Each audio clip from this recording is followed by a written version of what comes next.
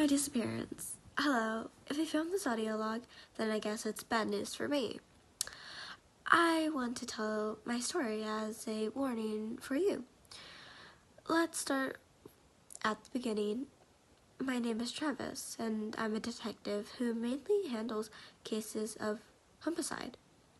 3 weeks ago, I was called in to investigate a person's death. It was night, and when I arrived, it also happened that there was a thunderstorm currently going on. There were 2 police officer cars outside of the house.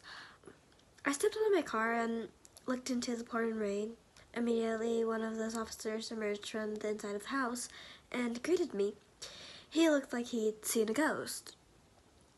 "Oh, you're here," he said while shaking my hand. "My name's Officer Williams," he stated. I replied, "Name's Travis." As we walked towards the house, I started to notice how beat up it was. At first glance, it looked like a regular house, though it definitely needed a new paint job.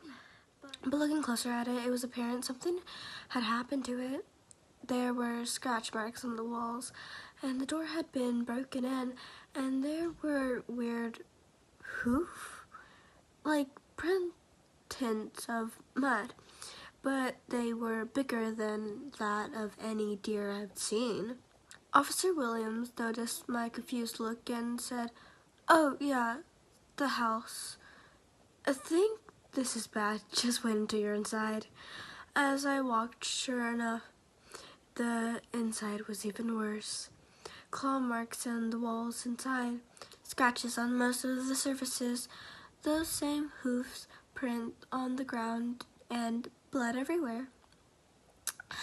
As I stared in horror at the destroyed room, William started filling me in on what had happened. "We think some kind of bear must have broken in and attacked, but I've never seen a bear that could do this," he said while gesturing at the room. "Neither have I," I admitted. We pointed to the door beside, and I guess that was the bedroom. "Bodies are in there," he said. I walked towards the door, and the awful smell of blood that had been filling the room got worse with each step I took. The battered doorway. This door had been broken down too. I looked back at Williams, standing there with a nervous look on his face. "You coming?" "No," he replied. "Personally, I preferred that.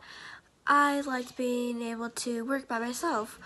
I worked in the smell of blood was upper tenfold, but it wasn't that familiar smell of corpse, just blood." I looked around and immediately realized why. Laying on the bed was a bloody skeleton. There was no flesh, just blood and bone. I was confused.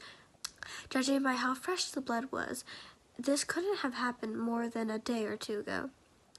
I looked around for more evidence of what could have done this, and found more claw marks and more of those damn hoof prints. After a while of looking around the room and exploring the rest of the diagonal house, Officer Williams said, "It's probably the best that we get going." I agreed with him on that. Something about this house felt wrong. As we left, right before we were going to say our goodbyes, there was a loud crash that sounded like shattered glass. Both of us instinctively took out our guns and pointed them at the house. We slowly made our way in, and we heard the sound of crunching bone. It was coming from the bedroom.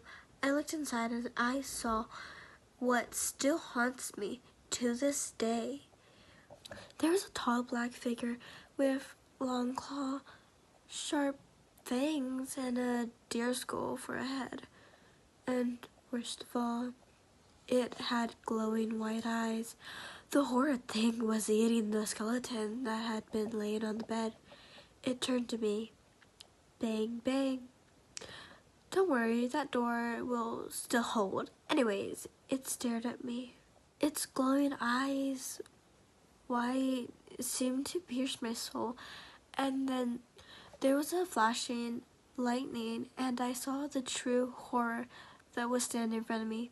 It was thin, it looked massacred, it had gray skin, a huge mane of hair which down its neck and upper back, and deer-like hooves for feet. It screeched a loud gurgling, awful sound, and made a strange demonic screech that, while gurgly and scratchy, it unmistakably get out.